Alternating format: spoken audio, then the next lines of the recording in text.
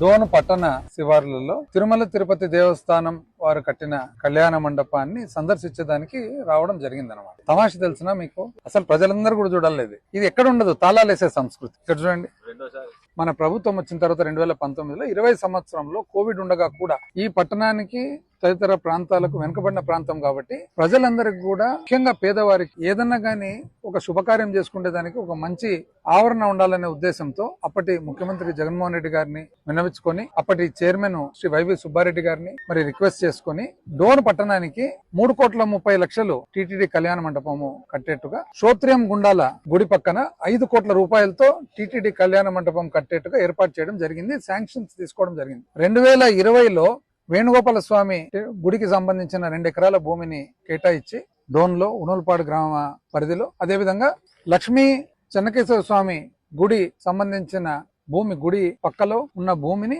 గుండాల గ్రామంలో కేటాయించడం జరిగింది. 2022, 23లో 23-24లో కన్స్ట్రక్షన్ స్టార్ట్ చేయడం జరిగింది. ఎలక్షన్ నాటికి ఇంచుమించు పూర్తి అయిపోయింది.